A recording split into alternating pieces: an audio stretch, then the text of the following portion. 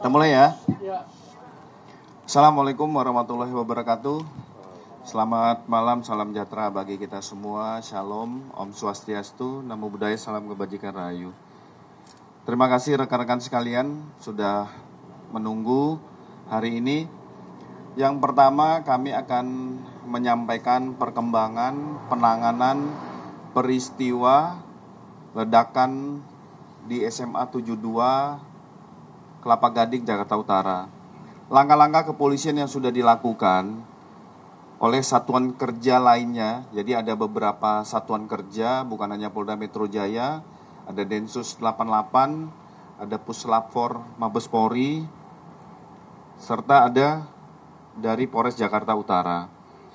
Gegana Brimob melakukan sterilisasi di lokasi kejadian, mengingat temuan bahan peledak sehingga lokasi TKP harus steril sebelum dilakukan olah TKP dari Puslap 4 Mabes Polri. Setelah itu melakukan pendataan dan pengolahan barang bukti dan dilanjutkan dengan penggeledahan. Tadi disampaikan oleh Bapak Kapolri di Rumah Sakit Islam Jakarta tentang jumlah korban. Kami tekankan jumlah korban 96 orang. Saat ini yang dirawat berjumlah 29 orang. Dengan rincian 14 di Rumah Sakit Islam Jakarta, 14 di Rumah Sakit Yarsi, dan 1 di Rumah Sakit Pertamina. Sementara 67 orang lainnya sudah pulang ke rumah dalam kondisi lebih baik. Penyelidikan dan penanganan peristiwa ini, Polri melibatkan KPAI dan tim trauma healing. Mengingat adalah korban dan yang diduga melakukan suatu perbuatan adalah anak yang berhadapan dengan hukum. Artinya masih dianggap berstatus anak. Harapan Bapak Kapolri dan Kapolda Metro Jaya berharap sekolah segera kembali normal dan aktivitas belajar bisa kembali pulih. Untuk motif masih didalami oleh Densus 88 dan Krimum Polda Metro Jaya. Jadi setelah nanti pengumpulan dan analisa barang bukti dari TKP, hasil penggeledahan, pencocokan semua dari keterangan saksi, Pak Kapolri sudah menyampaikan, termasuk Bapak Kapolda Metro Jaya, akan melaksanakan rilis secara lengkap kepada rekan-rekan sekalian, sehingga tidak bias isu, motif, ataupun kejadian yang terjadi. Perlu kami sampaikan kepada rekan-rekan sekalian, untuk kita sama-sama menjaga ada hak-hak khusus yang harus dipenuhi, yaitu perlindungan tentang identitas dan perlakuan khusus terhadap anak yang berhadapan dengan hukum. Kita menghimbau bersama-sama kepada seluruh masyarakat untuk kita bisa berempati, kita lebih bijak untuk menangani peristiwa ini. Mungkin dari rekan-rekan ada yang mau ditanyakan? Ya. Kemarin di Cina itu kan sudah dilakukan penggeledahan di rumah terduga pelaku. Apa saja barang yang diambil oleh penyidik? Dan yang kedua, apakah kegiatan belajar mengajar di SMA Negeri 72 itu akan berlangsung normal hari Senin besok atau gimana Pak? Oke. Yang pertama kami sampaikan dari rangkaian kegiatan yang dilakukan oleh kepolisian, dilakukan penggeledahan. Penggeledahan ini dari alat bukti yang ditemukan di TKP merujuk untuk memilah persesuaian antara barang bukti pada saat penggeledahan dengan barang bukti yang ada di TKP. Nanti untuk lebih detailnya disampaikan dari rilis, mengingat yang melaksanakan ada Puslap 4 Mabes Polri. Yang kedua, penekanan dari Bapak Kapolri dan Kapolda Metro Jaya, diharapkan kegiatan belajar mengajar tetap bisa berjalan kembali secara normal. Itu harapan kita bersama. Di situ juga di posko pihak Polri bersama KPAI mempersiapkan tim trauma healing untuk sama-sama bukan hanya fokus terhadap pemulihan medis, tetapi juga pemulihan terhadap psikis bagi korban maupun yang diduga melakukan tindak pidana. Tapi Ya. tadi kan Pak Kapolri juga tadi sempat nyebutin barang bukti ada serbuk segala macam gitu kan. Itu mungkin serbuknya apa tuh Pak Kabit? Karena ini juga yang foto beredaran di penggeledahan itu ada pakai tulisan serbuk. Dan yang kedua Pak Kabit,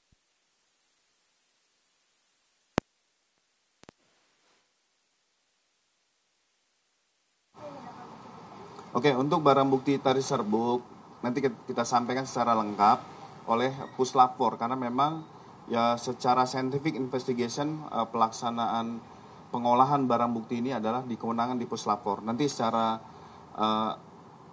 mereka-mereka yang memiliki yang memiliki keahlian di dalam hal ini.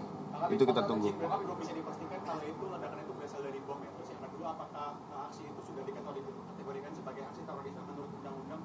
Nah ini tadi kami sampaikan ada analisa terhadap motif dan jaringan yang dilaksanakan oleh Densus. Makanya kami berharap rekan-rekan juga bersabar. Satuan kerja ini masih bekerja dari Densus, Puslapor, Mabes Polri, dari Gegana juga mencocokkan dari hasil temuan di lapangan, baik itu apakah dugaan bom ini berasal dari serbuk apa, itu nanti akan dijelaskan dari pihak Gegana, pihak Jibom Gegana. Pak Kabit, untuk ABA sendiri yang ditetapkan itu berarti inisial MF itu yang 17 tahun dan saat ini kondisinya seperti apa sih? Ya. Kira-kira bom yang diduga ditaruh di gelas itu, maaf, di tempat kaleng itu kira-kira benar nggak sih jumlahnya sampai 5 dia menyiapkan? Ya, nanti kalau spesifik terhadap jumlah bom, jumlah barang bukti lain, spesifik serbuk, dan temuan-temuan lain nanti akan dilaporkan, disampaikan pada saat rilis lengkap. Nah, memang disampaikan oleh Bapak Kapolri, salah satu dugaan yang melakukan dalam kondisi ini adalah sebagai anak yang berhadapan dengan hukum. Nah, masih dalam perawatan dan kondisinya sudah sadar. Termasuk kita saat ini adalah fokus dulu terhadap pemulihan. Tadi Bapak Kapolri melaksanakan kunjungan, membesuk para korban-korban yang ada, memberikan motivasi dan bekerja sama dengan KPAI. Tadi juga ada direktur dari Rumah Sakit Islam juga menyampaikan prioritas pertama adalah perawatan intensif kepada para korban dulu. Untuk ABA ini MF bukan, Ya. Pak Kabit? Infonya itu ada yang masuk ICU, apakah yang di ICU itu salah satunya adalah